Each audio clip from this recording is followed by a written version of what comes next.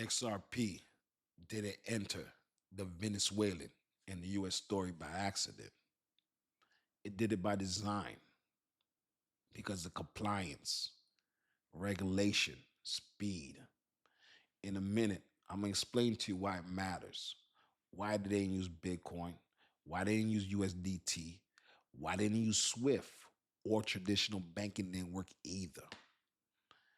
I'm going to break down this article and show you the key. This is Dcryptofan. Well, all we do is break down crypto, make it easy for you to learn. No cap, no hype. Let's get in this article.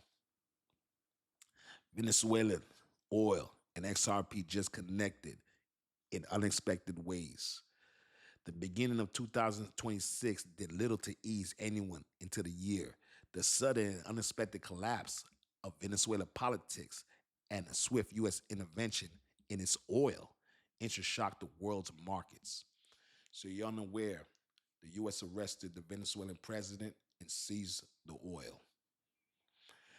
Now, the majority of news coverages was related to the energy security, regime change, as well as the geopolitical issues. But beneath all the noise, something else became to take shape. Venezuela holds the largest proven oil reserve, and whoever controls how that is sold also controls the massive amount of money that move across borders. This is different. So understand, whoever controls that oil controls how that money's moved. And oil is expensive, and this money's moving across border. So this is when XRP becomes part of the conversation. All right, let's continue this. Okay, oil exports still need a way to move money. Okay, every shipment needs financing, settlement, cross-border clearing, and traditionally, that means slow legacy state systems built around corresponding bankings like SWIFT and also traditional banks. In today's energies market, those systems are expensive, slow, and increasingly outdated. So basically, they're saying SWIFT and the banking system, unfortunately, they're slow. They're not built for oil. Because what happens with SWIFT and the banking system, there's too many steps, too many middlemen. It's too slow for payments when it comes to oil. Okay. Now, they used Venezuela, if you see this article, this part here, Venezuela had already turned to crypto tools like USDT and Bitcoin in recent years to work around sanctions. So basically, they used to use Bitcoin and USD, which is Tether, to backdoor sanctions and backdoor global rules. But now with the US seizing it, they can't do that. So let's go look at this part here. With US oversight now back in play, those shadow methods are less far viable, meaning the backdooring. What they replace them needs to be faster, compliant, and scalable. That's where XRP starts to make particular sense, not as speculative bet, but as infrastructure. So basically saying it's compliant, it's faster, it has infrastructure. It's been moving money between banks and institutions. Okay. Now look at this article. They're saying this is why XRP fits this most better than Bitcoin.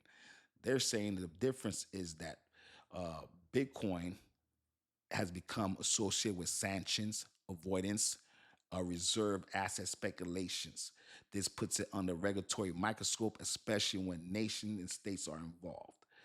Now, understand this. First of all, Bitcoin is good for digital gold and store value, but Bitcoin price moves too much. And it moves too slow for moving money. So that's not good for payments of oil. It's good for savings. Now, USDT is faster, but the thing is that it's a promise made by a company. The company controls the settlement and the insurance and also can freeze it. They could freeze the funds. And countries, they don't like one company, base signal company, controlling billions of dollars. Okay, now XRP is different because XRP can't freeze the money. XRP company doesn't control it. All XRP is a bridge for institutions and banks to move money. So that's the difference between the USDT. So I wanted to read that and understand that. Let's keep it going. So XRP plays a very different role.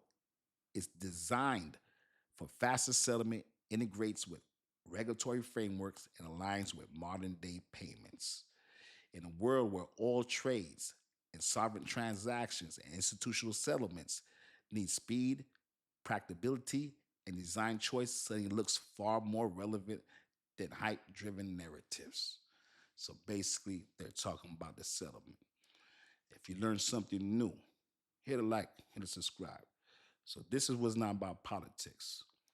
This is about moving money, massive amounts of money cross border, fast regulations and settlement. And I just want to say, this is not about politics. This is about plumbing. Okay? And just want to say respect to the people in Venezuela. This is Dcryptofan. All we do is talk crypto. Make it easy for you to learn. No hype, no cap.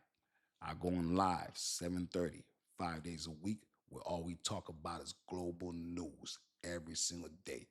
You can find me on Facebook. You can find me on YouTube. You can find me on IG. You can find me on TikTok. If you learn something new and you hold an XRP, put a 100 in the comments. Dcryptofan. Let's go.